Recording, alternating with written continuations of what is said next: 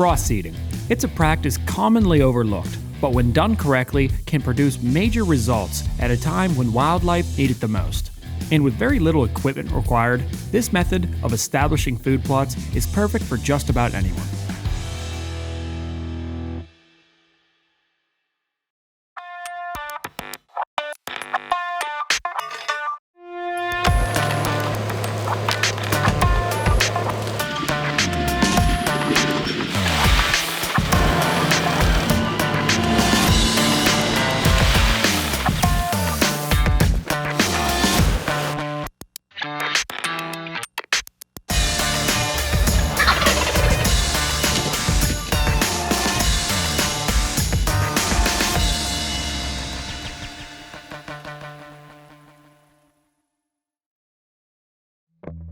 When you think of the planting season, you think of spring and summer, but a management practice that you may not have considered, which is used in the late winter and early spring months, is called frost seeding. The process of frost seeding involves broadcasting your preferred seed onto the frozen ground in the late winter and early spring. The cycle of freezing and thawing of the soil surface causes cracks, allowing your seed to embed itself into the soil. As spring progresses and warmer temperatures arrive, your seed will then germinate. Seeds like clover are a very good option, for they are a smaller seed, making it easier for them to get into the soil. We live in central PA, so the method of frost seeding occurs in late February into March, depending on the weather. The great thing about frost seeding is that it requires no special equipment and little to, if any, soil preparation, making this method a great option for anybody looking to get into food plotting. Now, we've been implementing frost seeding onto our property for a couple of years now and have seen some fantastic results. Your most common forages to frost seed would be your cool season perennials such as alfalfa, your white and red clover, chicory, and cool season annuals like oat, wheat, and rye. Here at the Bearded Buck, we are clover fanatics, so 60% of our food plots are planted in a mixture of annual and perennial clovers. In this episode, we are going to show you the entire process of frost seeding, including how we do it here on our farm and some of the tricks that we've learned.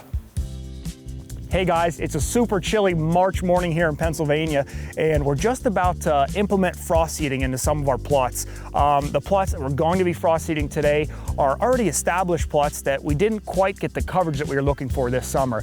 We've done soil tests in the past. We know we have pretty good soil in these areas, but if you paid attention to us, followed us for a couple of years, most of our property, and including this one, we're not in our main farm today, but is strip ground. And what I mean by that, when they come in here to mine, they are stripping the entire hillside off of our good quality topsoil when they dig down into mine. And when we're done mining, when they fill it back in, all of our good quality topsoil is now not on the surface. So we got to be pretty strategic where we sort of pick and choose where our food plots are. So we call this property the 240. It's a newer piece of property for us. We just picked it up this past summer. This being a first-year plot and the drought that we had last summer, these fields didn't necessarily come in the way that we wanted them to. This field in particular is a 4-acre plot where we have probably a 40-yard wide section around the outer rim of clover, and in the center is a fall blend of some sort. But we want to come in here today, broadcast this outer edge to hopefully get a nice, thick, lush clover field for these deer to have a forage over the summer months, and come green up in the spring, have an awesome food source for turkey as well. Before you guys start to frost seed, you want to make sure that you're using the correct broadcasting rate for whatever seed you're going to be planting. For example, if you're going to do white clover, you want to do about 8 pounds per acre. And then if you're doing it on an already established plot, which are all the plots that we're going to be doing today, we recommend cutting that rate in half. Let's get into it, guys.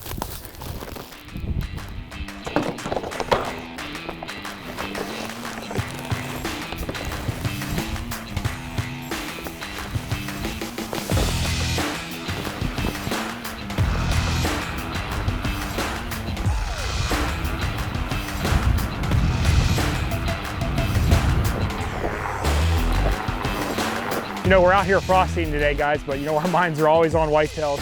There's some super heavy trails crossing in certain parts of this field. We'll keep that in mind, mark that down to make sure we come back here and definitely shed hunt these locations. But, with this snow in the ground, you can learn so much.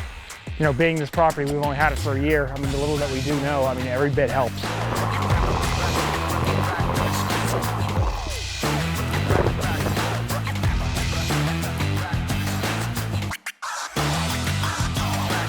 Well, guys, we just moved up a little bit. We finished up that 4-acre destination plot.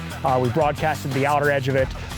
We moved up to this probably 400 to 500 long field that's a little narrower. It's kind of an S-shaped field.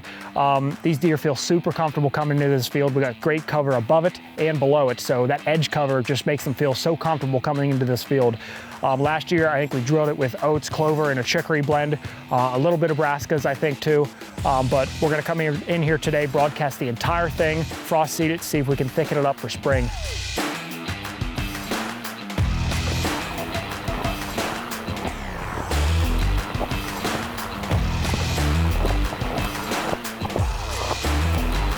Well, there you go, guys. We did all we can do. We broadcasted that clover seed all over these plots. It's time for Mother Nature to do her thing. You know, we have some ideal temperatures for frost seeding coming this next week and a half. You know, we're gonna have the high 40s during the day to, you know, low 20s at night. So we're gonna have a really good cycle of the freeze-thaw method to sort of help that seed embed into the soil. So we're super excited about this. And hopefully we come back here, guys, and just have a super lush green clover plot that can provide our turkey and deer some high quality nutrition after the stress from these tough winter months. Well, I hope you guys now have a better understanding of what frost seeding consists of and the benefits that it has. You definitely won't get as high of a germination rate from frost seeding as you would if you actually went in and disked and fertilized, but by no means is it an ineffective way to improve your clover, alfalfa, and chicory stands, or whatever you're planting. In my opinion, it is a no-brainer to try frost seeding food plots. You know, with time, effort, and cost considered, there is no reason not to use this food plotting method in some way in your property. You know, once again, thanks for watching The Off Season.